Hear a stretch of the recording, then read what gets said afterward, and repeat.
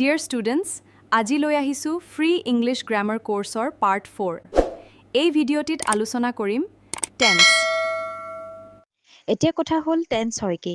Tense হৈছে ক্ৰিয়াৰ সময়, যিটো আমি অসমীয়াত কাল বুলি কওঁ। টেন্সে সাধাৰণতে সময়ৰ কথা বুজায়।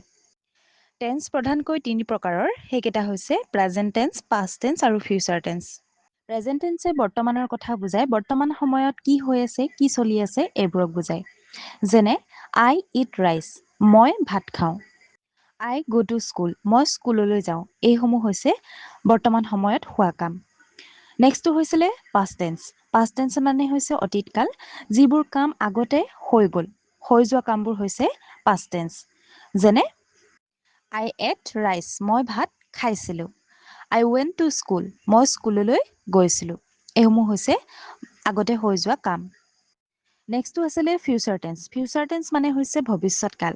ভৱিষ্যতে যিবোৰ কাম হ'ব বা আগলৈ যিবোৰ কাম হ'ব বা চলিব, সেইটোকে আমি ফিউচাৰ টেন্স বুলি কওঁ। যেনে আই উইল ইট ৰাইচ, মই ভাত খাম। আৰু আই শ্বেল গো টু স্কুল, মই স্কুললৈ যাম। ফিউচাৰ টেন্সত আমি এনেকুৱা ধৰণৰ বাক্য ইউজ কৰোঁ। এতিয়া তোমালোকে গম পালা যে প্ৰেজেণ্ট মানে হৈছে বৰ্তমান সময়ত, অৰ্থাৎ বৰ্তমান চলি থকা বুজায়, আৰু পাষ্ট মানে হৈছে অতীতত বা আগতে হৈ যোৱা কাম, আৰু ফিউচাৰ টেন্স মানে হৈছে ভৱিষ্যতে আগলৈ যিবোৰ কাম হ'ব। ছাত্ৰ ছাত্ৰীসকল, এই তিনিটা টেন্সক পুনৰ চাৰিটা ভাগত ভাগ কৰা হৈছে, আৰু এই চাৰিটা ভাগ সম্পূৰ্ণকৈ ভালদৰে সহজকৈ বুজি পাবৰ বাবে তোমালোকে ভিডিঅ'টো শেষৰলৈকে চাই যাবা। এই তিনিটা টেন্সৰ কাৰণে চাৰিটা ভাগ আছে। ইয়াৰ প্ৰত্যেকটোৰে নাম একে হয়। তেতিয়াহ'লে এতিয়া তোমালোকৰ বুজি পোৱাত একেবাৰে সহজ হৈ গ'ল। সেইকেইটা হৈছে চিম্পল আৰু indefinite, continuous, perfect, perfect continuous. এইকেইটা যদি আমি তিনি প্ৰকাৰৰ টেন্সত এড কৰোঁ, প্ৰথমে প্ৰেজেণ্ট টেন্সত এড কৰিলে কি হ'ব? Present indefinite, present continuous, present perfect, present perfect continuous. ঠিক একেদৰে পাষ্ট টেন্সত এড কৰিলে হ'ব past indefinite, past continuous, past perfect continuous. ফিউচাৰটো হ'ব future indefinite, future continuous, future perfect continuous. এতিয়া তোমালোকে তিনিটা টেন্সত টোটেল মিলাই পাইছা 12টা টেন্স। যেতিয়া তুমি এই চাৰিটা বুজি পোৱা বা শিকি লোৱা, তেতিয়াহ'লে তোমাৰ বাবে এই 12টা টেন্স একেবাৰে ইজি হৈ যাব। এনেদৰে যদি তোমালোকে মনত ৰাখা, তেতিয়াহ'লে কেতিয়াও তোমালোকে টেন্স পাহৰি নোযোৱা। তুমি কনচেপ্ট বুজি পাব লাগিব। ইনডেফিনিট কি হয়, কণ্টিনিউৱাছ কি হয়, পাৰফেক্ট কি হয়, আৰু পাৰফেক্ট কণ্টিনিউৱাছ কি হয়। ইয়াৰলৈকে ক্লিয়াৰ? ইংৰাজীত যদি আমি বাক্য শুদ্ধকৈ ক'ব বিচাৰোঁ বা লিখিব বিচাৰোঁ, তেতিয়াহ'লে আমাক টেন্সৰ খুব প্ৰয়োজন। গতিকে আমি টেন্স জনাটো অতিকৈ জৰুৰী। এতিয়া আমি প্ৰতিটো টেন্সৰ বিষয়ে বহলভাৱে আলোচনা কৰিম। তাৰ আগতে তোমালোকে যদি আমাৰ চেনেলটো ছাবস্ক্ৰাইব কৰা নাই, তেন্তে ছাবস্ক্ৰাইব কৰি লোৱা, যাতে আগলৈ এনেধৰণৰ ভিডিঅ'সমূহ পাই থাকা। এতিয়া আমি প্ৰথমে চাম প্ৰেজেণ্ট টেন্সৰ ভাগকেইটা। আমি কৈছিলোঁ যে প্ৰেজেণ্ট টেন্স হৈছে বৰ্তমান সময়ত কোনো এটা কাম হোৱা বা কৰা বুজায়। ইয়াৰে 1 নম্বৰ ভাগটো হৈছিলে চিম্পল প্ৰেজেণ্ট বা প্ৰেজেণ্ট ইনডেফিনিট টেন্স। এতিয়া আমি শিকিম প্ৰেজেণ্ট ইনডেফিনিট টেন্স ক'ত ক'ত ব্যৱহাৰ হয়। প্ৰথমে প্ৰেজেণ্ট ইনডেফিনিট টেন্স সাধাৰণভাৱে এটা কাম কৰা বুজাবলৈ ব্যৱহাৰ হয়। যেনে দে প্লে ক্ৰিকেট, সিহঁতে ক্ৰিকেট খেলে। উই গ' টু স্কুল, আমি স্কুললৈ যাওঁ। এইটো এটা সাধাৰণভাৱে এটা কাম কৰা বুজাইছে। দ্বিতীয়তে অভ্যাসবশত কাম, যিবিলাক আমি সদায় কৰি থাকোঁ, হেবিচুৱেল ট্ৰুথ। যেনে আই নেভাৰ টেল এ লাই, মই কেতিয়াও মিছা কথা নকওঁ। উই আৰ ইণ্ডিয়ানছ, আমি ভাৰতীয়। এইবিলাক হৈছে প্ৰেজেণ্ট ইনডেফিনিট টেন্স। তাৰপিছতে চিৰন্তন সত্য কথাবিলাক, যিটো আমি ইউনিভাৰ্চেল ট্ৰুথ বুলি কওঁ। যেনে the sun rises in the east, সূৰ্যটো পূব দিশত উদয় হয়। দ্য স্কাই ইজ ব্লু, আকাশখন নীলা। এনেধৰণৰ বাক্যসমূহ, এইসমূহো প্ৰেজেণ্ট ইনডেফিনিটৰে বাক্য। তাৰপিছতে ভৱিষ্যতে কোনো কাম কৰা বুজাবলৈ নিশ্চিত অৰ্থত, যিটো কাম আমি নিশ্চিত হ'ব, সেই কামটো বুজাবলৈও আমি প্ৰেজেণ্ট ইনডেফিনিট টেন্স ব্যৱহাৰ কৰোঁ।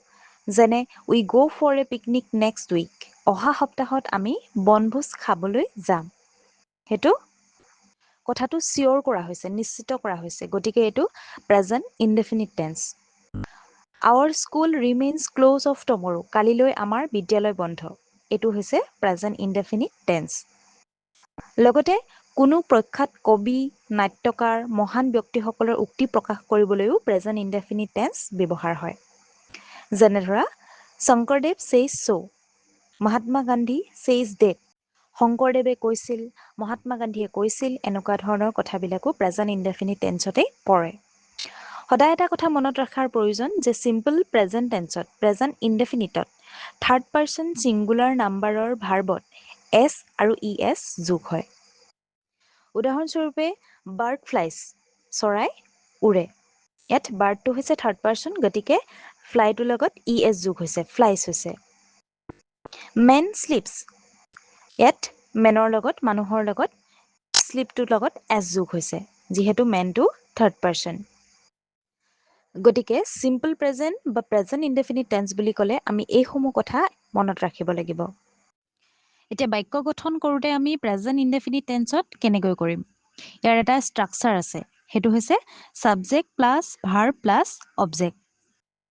এতিয়া ছাবজেক্ট মানে হৈছে কৰ্তা, যিয়ে কামটো কৰে। এই বাক্যটোত দে প্লে ক্ৰিকেট, ইয়াত সিহঁতেটো হৈছে কৰ্তা, সিহঁতে কামটো কৰিছে, গতিকে ইয়াত দেটো হৈছে ছাবজেক্ট। আৰু ভাৰ্ব মানে হৈছে ক্ৰিয়া, কাম, ইয়াত কি কৰিছে? খেলিছে, গতিকে প্লেটো হৈছে ভাৰ্ব। আৰু অবজেক্ট মানে হৈছে কৰ্ম, কি খেলিছে, কি কাম কৰিছে, সেইটো হৈছে ইয়াত ক্ৰিকেটটো হৈছে অবজেক্ট। ঠিক তেনেকৈ উই গ' টু স্কুল, উইটো হৈছে ছাবজেক্ট, গ'টো হৈছে ভাৰ্ব আৰু স্কুলটো হৈছে অবজেক্ট। কিন্তু আমি অসমীয়াত লিখোঁতে কেনেকৈ লিখোঁ? আমি স্কুললৈ যাওঁ, আমিটো হৈছে ছাবজেক্ট, স্কুলটো হৈছে অবজেক্ট আৰু যাওঁটো হৈছে ভাৰ্ব। আমি ফাৰ্ষ্টে ভাৰ্ব অবজেক্ট লিখি লওঁ, তাৰপিছতহে আমি ভাৰ্ব লিখোঁ। প্ৰেজেণ্ট ইনডেফিনিট টেন্সটো তোমালোকৰ ক্লিয়াৰ হ'লনে? তোমালোকে কমেণ্টত কমেণ্ট কৰি জনাবা।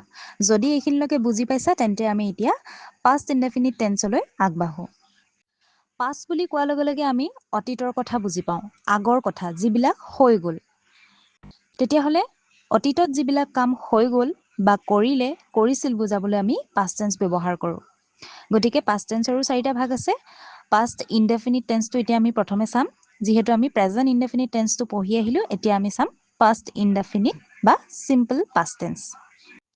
উই ৱেণ্ট টু স্কুল, ইয়াত উইটো হৈছে ছাবজেক্ট আৰু ৱেণ্টটো হৈছে ভাৰ্ব আৰু স্কুলটো হৈছে অবজেক্ট। ঠিক তেনেকৈ দে প্লেড ক্ৰিকেট, আমি প্ৰেজেণ্টত কি লিখিছিলোঁ? প্লে, আৰু ইয়াত হ'ব পাষ্ট টেন্সত হ'ব প্লেড, সিহঁতে ক্ৰিকেট খেলিছিল। উই ৱেণ্ট টু স্কুল, ইয়াত উইটো হৈছে ছাবজেক্ট আৰু ৱেণ্টটো হৈছে ভাৰ্ব আৰু স্কুলটো হৈছে অবজেক্ট। ঠিক তেনেকৈ দে প্লেড ক্ৰিকেট, আমি প্ৰেজেণ্টত কি লিখিছিলোঁ? প্লে, আৰু ইয়াত হ'ব পাষ্ট টেন্সত হ'ব প্লেড, সিহঁতে ক্ৰিকেট খেলিছিল। আৰু দুটামান বাক্য চোৱা। দ্য মেন ৱৰ্কড হাৰ্ড, মানুহজনে কঠোৰ শ্ৰম কৰিছিল। হি কেম ফ্ৰম মুম্বাই লাষ্ট উইক, তেওঁ যোৱা সপ্তাহত মুম্বাইৰ পৰা আহিল। ইয়াত ৱৰ্কড আৰু কেমটো হৈছে পাষ্ট ফৰ্ম, আমি কেৱল ভাৰ্বটো পাষ্ট ফৰ্মত লিখিলেই হ'ল। ছাত্ৰ ছাত্ৰীসকল, তোমালোকে যদি এইখিনিলৈকে কিবা বুজি পোৱা নাই, তেন্তে কমেণ্ট কৰা। তেন্তে আমি ফিউচাৰ টেন্সলৈ আগবাঢ়োঁ। ফিউচাৰ ইনডেফিনিট টেন্স, যিহেতু আমি প্ৰেজেণ্ট ইনডেফিনিট, পাষ্ট ইনডেফিনিট পঢ়ি আহিলোঁ, এতিয়া আমি ফিউচাৰ ইনডেফিনিট টেন্সটো চাম। ফিউচাৰ মানে কি? ফিউচাৰ মানে হৈছে ভৱিষ্যত, যিবিলাক আগলৈ হ'ব, বৰ্তমানলৈকে হোৱা নাই, হ'ব, কৰিম, থাকিব, এনেকুৱা ধৰণৰ। গতিকে আগলৈ যিবিলাক কাম হ'ব, কৰিব, হৈ থাকিব বা কৰি থাকিব বুজাবলৈ আমি ফিউচাৰ টেন্স ব্যৱহাৰ কৰোঁ। এতিয়া ফিউচাৰ ইনডেফিনিট টেন্স, যিটো ভৱিষ্যতে কোনো এটা কাম সাধাৰণভাৱে হ'ব বা কৰিব বুজায়। যেনে ধৰা আই শ্বেল গ' টু স্কুল, মই বিদ্যালয়লৈ যাম। They will play in the field, সিহঁতে খেলপথাৰত খেলিব। এই ফিউচাৰ ইনডেফিনিটত আকৌ অকণমান ষ্ট্ৰাকচাৰটো চেঞ্জ হ'ব। আগতে আমি পাইছিলোঁ subject plus verb plus object, মাত্ৰ প্ৰেজেণ্ট ফৰ্ম পাষ্ট ফৰ্ম কৰিব লাগে ভাৰ্বকেইটা। কিন্তু ইয়াতে subject plus shell will plus main verb plus object. ইয়াত ছাবজেক্টৰ পাছতে বি ভাৰ্ব বহিব। বি ভাৰ্বকেইটা কি কি? Shell will. এতিয়া আই শ্বেল গ' টু স্কুল, আইটো হৈছে ছাবজেক্ট, তাৰপিছতে আমি কি ইউজ কৰিছোঁ? বি ভাৰ্ব, শ্বেল বহাইছোঁ আইৰ লগত, তাৰপিছত মেইন ভাৰ্বটো হৈছে গ' আৰু স্কুলটো হৈছে অবজেক্ট। ঠিক তেনেকৈ সিহঁতে ক্ৰিকেট খেলিব, দে উইল প্লে ক্ৰিকেট, ইয়াত কি হৈছে উইলটো যোগ হৈছে এটা কথা মনত ৰাখিবা যে ফিউচাৰ টেন্সত আমাক চেল আৰু উইল এই বিভাৰ্বকেইটা লাগিব এতিয়া আমি তিনিটা টেন্সৰে ইনডেফিনিট ভাগকেইটা চালো পুনৰ এবাৰ তোমালোকক সোঁৱৰাই দিছোঁ এতিয়া চোৱা আই গো টু স্কুল মই স্কুললৈ যাওঁ এইটো হৈছে present indefinite I went to school এইটো হৈছে পাষ্ট ইনডেফিনিট মই স্কুললৈ গৈছিলোঁ তাৰপিছতে হৈছে ফিউচাৰ ইনডেফিনিটত হ'ব আই চেল গো টু স্কুল মই স্কুললৈ যাম এতিয়া আমি আলোচনা কৰিম কণ্টিনিউৱাছ মানে হৈছে চলি থকা গতিকে কোনো এটা কাম চলি থকা বুজাবলৈ হ'লে আমি কণ্টিনিউৱাছ টেন্স ব্যৱহাৰ কৰোঁ এতিয়া আমি প্ৰত্যেকটোৰে প্ৰেজেণ্ট কণ্টিনিউৱাছ টেন্সত হ'ব বৰ্তমান সময়ত যিবিলাক কাম চলি থাকে সেইটো হৈছে প্ৰেজেণ্ট কণ্টিনিউৱাছ টেন্স তাৰপিছত পাষ্ট কণ্টিনিউৱাছ টেন্সটো হৈছে অতীততে যিটো কাম চলি আছিল হৈ আছিল বা কৰিছিল সেইটো হৈছে পাষ্ট কণ্টিনিউৱাছ আৰু ফিউচাৰ কণ্টিনিউৱাছত হ'ব যিটো কাম ভৱিষ্যতে চলি থাকিব বা হৈ থাকিব সেইটো হৈছে ফিউচাৰ কণ্টিনিউৱাছ টেন্স এতিয়া যদি মই এটা উদাহৰণ দিওঁ প্ৰেজেণ্ট কণ্টিনিউৱাছ টেন্সত কি হ'ব মই পঢ়িছোঁ সেইটো হৈছে প্ৰেজেণ্টৰ আৰু পাষ্ট কণ্টিনিউৱাছ টেন্স অতীততে কৰা কামটো কি হ'ব মই পঢ়িছিলোঁ আৰু মই পঢ়িম সেইটো হৈছে ফিউচাৰ কণ্টিনিউৱাছ টেন্স মানে ভৱিষ্যতে মই পঢ়িম কামটো কৰিম গতিকে কণ্টিনিউৱাছ মানে কি তোমালোকে বুজি পাইছা বুলি ভাবিছোঁ এতিয়া ইয়াৰ ষ্ট্ৰাকচাৰবিলাক চাম ইয়াৰ কেনেকৈ আমি বাক্য গঠন কৰোঁ এতিয়া প্ৰেজেণ্ট কণ্টিনিউৱাছৰ ষ্ট্ৰাকচাৰটো হৈছে subject plus be verb plus main verb plus ING plus object ষ্ট্ৰাকচাৰটোত মই বি ভাৰ্ব বুলি কৈছিলোঁ সেইকেইটা হৈছে এম ইজ আৰ এতিয়া I am reading a book আইৰ লগত কি হৈছে এম বি ভাৰ্ব ইউজ হৈছে তাৰপিছত ৰিডটো হৈছে মেইন ভাৰ্ব সেই মেইন ভাৰ্বৰ লগত কি প্লাছ হৈছে ING যিহেতু কণ্টিনিউৱাছ হয় কণ্টিনিউৱাছত সদায় ING যোগ হয় আৰু প্লাছ অবজেক্টটো কি হৈছে এ বুক মই এখন কিতাপ পঢ়ি আছোঁ they are swimming in the river সিহঁতে নদীত সাঁতুৰিছে দেটো হৈছে ছাবজেক্ট আৰটো হৈছে বি ভাৰ্ব ছুইমিং এতিয়া ছুইমটো হৈছে মেইন ভাৰ্ব তাৰ লগত কি হৈছে ING প্লাছ হৈছে ছুইমিং ইন দ্য ৰিভাৰ এইটো হৈছে অবজেক্ট ঠিক তেনেকৈ পাষ্ট কণ্টিনিউৱাছত যদি ক'ব বিচাৰোঁ কি হ'ব আই ৱাজ ৰিডিং এ বুক মই এখন কিতাপ পঢ়িছিলোঁ ইয়াত আইৰ লগত কি হৈছে বি ভাৰ্ব ৱাজ হোৱাৰ লগে লগে আমি গম পালোঁ যে এইটো পাষ্ট টেন্সৰ হয় তাৰপিছত ৰিডৰ লগত কি হৈছে প্লাছ ING লগ হোৱাৰ লগে লগে আমি গম পালোঁ যে এইটো কণ্টিনিউৱাছ হয় গতিকে past continuous I was reading a book এইখিনিতে এটা কথা মনত ৰাখিবা যে প্ৰেজেণ্ট কণ্টিনিউৱাছ আৰু পাষ্ট কণ্টিনিউৱাছৰ ষ্ট্ৰাকচাৰটো একে হয় মাত্ৰ আমি কি কৰোঁ বি ভাৰ্বটোহে চেঞ্জ কৰোঁ যদি আই এম হয় পাষ্ট টেন্সত হ'ব আই ৱাজ উই আৰ পাষ্ট টেন্সত হ'ব উই ৱেৰ কিন্তু ফিউচাৰ কণ্টিনিউৱাছ টেন্সৰ ষ্ট্ৰাকচাৰটো অলপ বেলেগ হয় সেইটো হৈছে subject plus shall will plus be plus main verb plus ING plus object এতিয়া যদি মই কওঁ মই কিতাপ পঢ়ি থাকিম তাত হ'ব আই চেল বি ৰিডিং বুকছ আইটো হৈছে ছাবজেক্ট তাৰপিছতে বি ভাৰ্ব কি বহিছে চেল ফিউচাৰৰ কাৰণে তাৰপিছতে হৈছে বি তাৰপিছত হৈছে মেইন ভাৰ্ব প্লাছ ING ৰিডিংটো হৈছে ৰিডটো হৈছে মেইন ভাৰ্ব তাৰপিছত ING যোগ হৈছে তাৰপিছতে অবজেক্ট বুকছ ইয়াত এটা কথা মনত ৰাখিবা যে চেল উইলটো আমি জানোৱেই যে ফিউচাৰত ইউজ হয় তাৰ লগতে আমি কণ্টিনিউৱাছত বি এটা ইউজ কৰোঁ উদাহৰণ হিচাপে আৰু যদি বাক্য চোৱা the train will be running ৰেলখন চলি থাকিব C will be singing songs তাই গান গাই থাকিব এনেকুৱা ধৰণৰ এতিয়া চাওঁ আহা আমি প্ৰেজেণ্ট পাৰফেক্ট টেন্স মানে হৈছে এইমাত্ৰ কোনো এটা কাম শেষ হৈছে কিন্তু তাৰ ফল বৰ্তমানো চলি আছে এনে অৰ্থত আমি প্ৰেজেণ্ট পাৰফেক্ট টেন্স ব্যৱহাৰ কৰোঁ যেনে ধৰা the bus has arrive at the bus stand বাছখন বাছ আস্থান পাইছেহি the teacher has come just নাও শিক্ষকজন এইমাত্ৰ আহিছে মানে কামটো শেষ হৈছে কিন্তু তাৰ ফলটো আমি এতিয়াও গম পাইছোঁ বা বৰ্তমান কামটো কথাটো চলি আছে সেইটো হৈছে আমি প্ৰেজেণ্ট পাৰফেক্ট টেন্স এতিয়া তাৰ ষ্ট্ৰাকচাৰটো চোৱা subject plus have has verb plus main verb in past participle form plus object এতিয়া সেই যে বাক্যটো কৈছিলোঁ the teacher has come just now ইয়াত দ্য টিচাৰটো হৈছে থাৰ্ড পাৰ্চন তাৰপিছতে হেজ ব্যৱহাৰ কৰাৰ পাছত আমি মেইন ভাৰ্ব ইউজ কৰিম এতিয়া ইয়াত আছে কাম কামৰ কি লিখিম পাষ্ট পাৰ্টিচিপল ফৰ্ম কামৰ পাষ্ট পাৰ্টিচিপল ফৰ্মটো হৈছে কাম কেম কাম কামেই হয় গতিকে তাৰপিছত অবজেক্ট লিখিম জাষ্ট নাও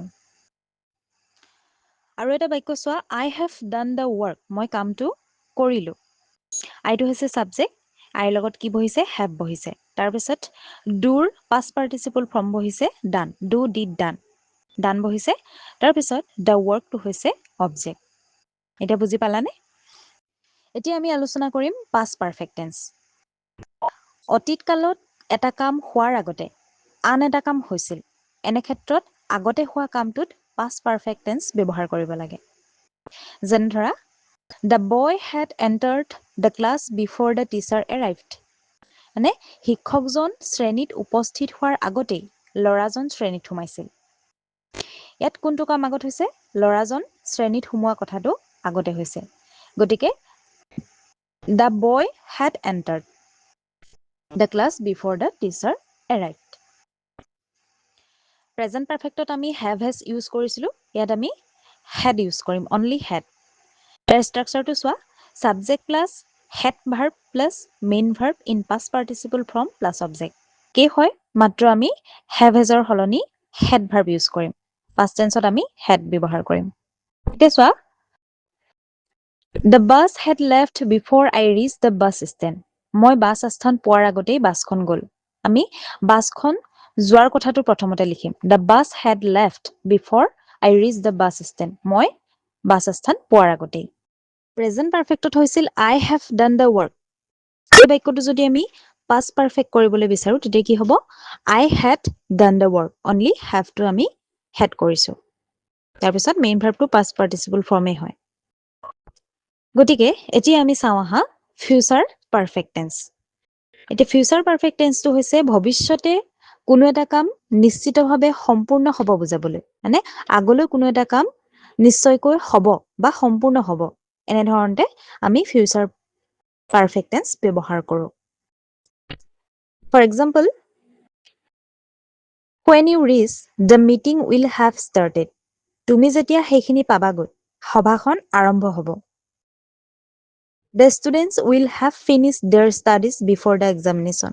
পৰীক্ষাৰ আগতেই ছাত্ৰসকলে তেওঁলোকৰ অধ্যয়ন সম্পূৰ্ণ কৰিব ইয়াত ভৱিষ্যতে কোনো এটা কাম সম্পূৰ্ণ হ'ব বা কৰিব বুজাইছে গতিকে এইটো ফিউচাৰ পাৰফেক্ট টেন্স এনেধৰণৰ বাক্যবিলাক হৈছে ফিউচাৰ পাৰফেক্ট টেন্স ইয়াৰ ষ্ট্ৰাকচাৰটো চোৱা সাবজেক্ট প্লাছ সেল উইল এই সেল উইলটো আমি ফিউচাৰ টেন্সৰ প্ৰত্যেকতে ব্যৱহাৰ কৰোঁ ইনডেফিনিটেই হওক কণ্টিনিউৱাছেই হওক পাৰফেক্টেই হওক পাৰফেক্ট কণ্টিনিউৱাছেই হওক এইটো মনত ৰাখিবা তাৰপিছত প্লাছ হেভ ভাৰ্ব হ'ব plus main verb in past participle form plus object আৰু এটা কথা এইখিনিতে মনত ৰাখিবা যেতিয়া আমি পাৰফেক্ট বুলি কওঁ প্ৰেজেণ্ট পাৰফেক্টেই হওক পাষ্ট পাৰফেক্টেই হওক বা ফিউচাৰ পাৰফেক্টেই হওক আমাক কি লাগিব মেইন ভাৰ্বটো কিহত হ'ব পাষ্ট পাৰ্টিচিপল ফৰ্মতে হ'ব যেনে ধৰা গোৰ পাষ্ট পাৰ্টিচিপল ফৰ্ম হয় গান ঠিক তেনেকৈ ডুৰ যদি আমি পাষ্ট পাৰ্টিচিপল ফৰ্মটো চাবলৈ যাওঁ তেতিয়াহ'লে ডু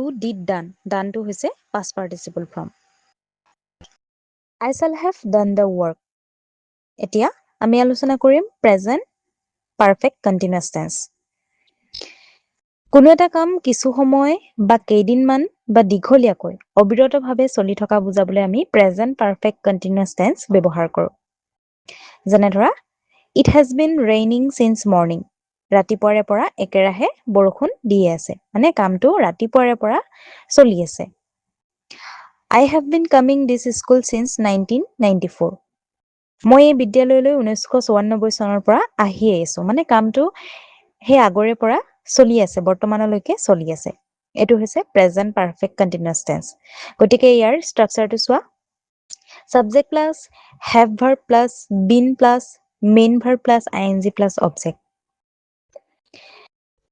এতিয়া I have been doing the work ইয়াত আইটো হৈছে সাবজেক্ট আইৰ লগত হেভ ভাৰ্ব ইউজ হৈছে তাৰপিছতে আমি কি প্লাছ কৰিছোঁ বিন পাৰফেক্ট কণ্টিনিউৱাছত আমাক বিনটো লাগে তাৰপিছতে মেইন ভাৰ্বৰ লগত আইএনজি যোগ হয় তাৰপিছত object I have been doing the work. ইয়াৰ ষ্ট্ৰাকচাৰটো অলপ দীঘলীয়া যদিও মনত ৰাখিবলৈ খুব সহজ। কেনেকৈ চোৱা? সাবজেক্ট আমি প্ৰথমে সদায় যিয়ে কামটো কৰিছে সেইটো আমি সাবজেক্ট ইউজ কৰো। Subject plus have has verb। have has verb আমি পাৰফেক্ট বুলি কোৱাৰ লগে লগে have has ইউজ কৰো। গতিকে ইয়াতো পারফেক্ট কন্টিনিউয়াস, গতিকে ইয়াতো have has লাগিব প্লাস been এটা লাগিব। Plus main verb plus ing। Main ভাৰ্বৰ লগত ing যোগ হয়। কাৰণ আমি কন্টিনিউয়াস টেন্স বুলি ক'লে মেইন ভাৰ্বৰ লগত ing যোগ কৰো। যিহেতু এটো পারফেক্ট কন্টিনিউয়াস, গতিকে ইয়াতো কন্টিনিউয়াস শব্দটো আছে, হেবাবে আমি ইয়াতো মেইন ভাৰ্বৰ লগত ing টো যোগ কৰিম। তাৰ পাছতে অবজেক্ট আহিব। এতিয়া আমি চাওঁ আহা পাষ্ট পাৰফেক্ট কন্টিনিউয়াস টেন্স। ইয়াৰ ষ্ট্ৰাকচাৰটো একেই হয় প্ৰেজেন্ট পাৰফেক্ট কন্টিনিউয়াসৰ দৰে, মাত্ৰ have has ৰ ঠাইত had ইউজ কৰিলে হ'ল। Subject plus had plus been plus main verb plus ing plus object. For example, I had been doing the work. অৰ্থাৎ অতীত কালত কোনো এটা কাম আৰম্ভ হোৱাৰ আগতেই আন এটা কাম কিছু সময় বা কিছু দিনৰ আগৰে পৰা চলি থকা বুজায়। সেইটো হৈছে past perfect continuous tense. It had been raining before the sunrise. মানে সূৰ্যোদয়ৰ আগৰে পৰা বৰষুণ দিয়ে আছিল। ইয়াত সূৰ্যটো ওলোৱাৰ আগৰে পৰা কি হৈ আছিল? বৰষুণ দি আছিল। এই কামটো আগতে হৈ আছিল। গতিকে এটো past perfect continuous tense। আৰু এটা চোৱা, the baby had been crying before his mother left. মাকে এৰি থৈ যোৱাৰ আগৰে পৰা কেঁচুৱাটোৱে কান্দিয়ে আছিল। মানে মাকে এৰি যোৱাৰ আগতে এটা কাম হৈ আছে। সেই কামটো হৈছে কি? কেঁচুৱাটোৱে কান্দি আছিল। গতিকে এটো past perfect continuous tense। তাৰ পিছতে ফিউচাৰ পাৰফেক্ট কন্টিনিউয়াস টেন্স। এটো কি হয়? ভৱিষ্যতে বা আগলৈ কোনো কাৰ্য দীঘলীয়া সময় বা দীৰ্ঘদিন ধৰি চলিয়েই থাকিব, এনেকুৱা বুজাবলৈ কি হয়? ফিউচাৰ পাৰফেক্ট কন্টিনিউয়াস টেন্স ব্যৱহাৰ কৰা হয়। যেনে the artist shall have been drawing picture till every day lives। মানে আৰ্টিষ্ট জনে সকলো নোযোৱালৈকে ছবি আঁকিয়ে থাকিব। মানে কামটো দীঘলীয়াকৈ হেতু কৰিয়ে থাকিব। এনেকুৱা ধৰণৰ বুজাবলৈ হলে আমি future perfect continuous tense use কৰো। ইয়াৰ ষ্ট্ৰাকচাৰটো subject plus shall will plus have plus been plus main verb plus ing plus object। এটো প্ৰেজেন্ট পাৰফেক্ট কন্টিনিউয়াসৰ দৰে, মাত্ৰ shall will টো আমি ইয়াত ইউজ কৰো। I shall have been doing the work। টেন্সৰ ক্ষেত্ৰত আমি বিশেষকৈ মনত ৰাখিব লাগিব ষ্ট্ৰাকচাৰ। কেনেকৈ বাক্য গঠন হয়, কোনটো টেন্সত কেনেকৈ বাক্য গঠন হয়, আমি ষ্ট্ৰাকচাৰটো মনত ৰাখিলে সকলো পাৰিম। গতিকে তোমালোকে ষ্ট্ৰাকচাৰটো মেইনলি মনত ৰাখি থবা। যদি আপুনি ভিডিঅ'টো ভাল পাইছে তেন্তে অনুগ্ৰহ কৰি লাইক কৰক, আপোনাৰ বন্ধুবৰ্গৰ সৈতে শ্বেয়াৰ কৰক আৰু অধিক শিক্ষামূলক ভিডিঅ'ৰ বাবে অনুগ্ৰহ কৰি আমাৰ চেনেলটো সাবস্ক্ৰাইব কৰক আৰু ঘণ্টাৰ আইকনটো টিপক। ধন্যবাদ।